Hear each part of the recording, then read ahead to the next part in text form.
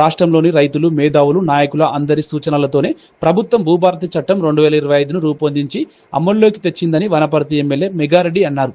గణపురం మండల కేంద్రంలోని రైతు వేదికలో భూభారతి భూమి హక్కు రికార్డులు 2020 చట్టం గురించి, అందులోని ముఖ్యాంశాల గురించి రైతులకు అవగాహన కార్యక్రమం నిర్వహించారు. కాబట్టి ఆ అధికారులకంతా మనం అండా ఉండాల్సిన అవసరం ఉంటుంది. దాంతో పాటు ఈ భూభారతి చట్టంలో చాలా ఈ 5-6 సంవత్సరాల్లో చాలా డ్యామేజ్ జరిగి చాలా ఇబ్బందులు ఉన్నాయి. మన ప్రభుత్వం వచ్చినానికి దాదాపు 9,22,000 పెండింగ్ కేసులు ఉన్నట్టున్నాయి.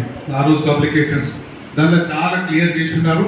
ఆ మిగిలిపోయినవి కూడా ఈ భూభారతి వచ్చిన తర్వాత కొన్ని అధికారులు వస్తాయి కాబట్టి అన్ని క్లియర్ చేసి ఈ పోలీస్ స్టేషన్ల సైడ్, కోర్టుల సైడ్ పోకుండా అధికారులే క్లియర్ చేస్తారు. కాబట్టి ఈ ప్రజాప్రభుత్వంలో అంతకుముందు ఈ ల్యాండ్ సీలింగ్ కానీ ఇవి కానీ ఈ చట్టాలన్నీ ఇంతకుముందు ఏముండేవో దాదాపు అన్ని పాత సిస్టమ్ వస్తుంది. కాకపోతే కొన్ని పేర్లు మారుతాయి కాబట్టి అవన్నీ ఆ పంచనామా చేసుడు, ఊరుకొచ్చుడు, ఎంక్వైరీ చేసుడు ఇవన్నీ పాత సిస్టమ్ లాగానే ఉంటాయి.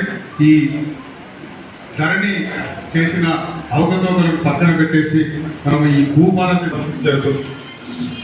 ముఖ్యంగా ఇదివరకు ఉన్న చట్టంలో, ధరణి కంటే ముందు ఉన్న చట్టంలో నేను ఒకళ్ళ దగ్గర నుంచి విక్రయించాను. నేను వెంకటేశ్వర గారి దగ్గర నుంచి వారి భూమి 1 ఎకరం నేను కొనుక్కున్నాను. కొనుక్కొని రిజిస్టర్డ్ సేల్ డీడ్ అయిపోయింది. 2020 సంవత్సరంలో కొనుక్కున్నాను. 2020 సంవత్సరంలో దీన్ని నేను తహసీల్దార్ దగ్గరికి వెళ్ళి మ్యూటేషన్ చేసుకోకపోతే, అది పానీలో వెళ్ళకపోతే తర్వాత నాకు పట్టా వచ్చేది కాదు. నేను మళ్ళీ తహసీల్దార్ గారు చుట్టూ తిరగాలి, కలెక్టర్ ఆఫీస్ చుట్టూ తిరగాలి.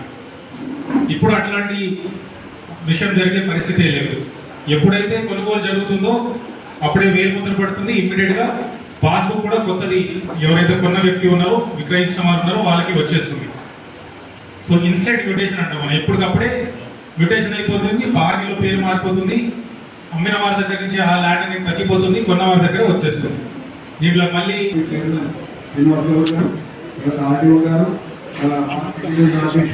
గారు, వేదిక పెద్దలు, ప్రజాప్రతినిధులు, మాజీ ప్రజాప్రతినిధులు, రైతులు, తర్వాత పత్రికా విలేకరులందరికీ కూడా భూభారతి చట్టం మీకు అందరికీ శుభాకాంక్షలు తెలియజేస్తూ, ఇంతకు అన్ని విషయాల్లో కూడా మన జాయింట్ కలెక్టర్ గారు చెప్పారు. అంటే ఈ రెవెన్యూ యాక్ట్ మీద చాలా కాలం నుంచి, అంటే మన భూముల విషయంలో చాలా గొడవలు అవుతున్నాయి, చాలా కొట్లాటలు అవుతున్నాయి, పోలీస్ కేసులు అవుతున్నాయి, కోర్టుల చుట్టూ తిరిగే కార్యక్రమం ఎక్కువ భూమి వివాదాలన్నీ వస్తున్నాయి. కాబట్టి భూమి అనేది ఈరోజు చాలా విలువతో కూడుకున్న వ్యవస్థ. ఒకప్పుడు 500-1000 రూపాయలు ఎక్కడ ఈరోజు 50 లక్షలు 30 లక్షలు అయ్యేపటికి సమస్యలు పెరిగిపోతున్నాయి. కాబట్టి రేవంత్ రెడ్డి గారి ప్రభుత్వం, ఈరోజు కాంగ్రెస్ ప్రభుత్వం ఈ నిర్ణయాన్ని తీసుకొని ఎక్కడైతే అప్పీల్ లేదు, అంటే చెప్పుకునే అవకాశం లేదు, చెప్పుకునే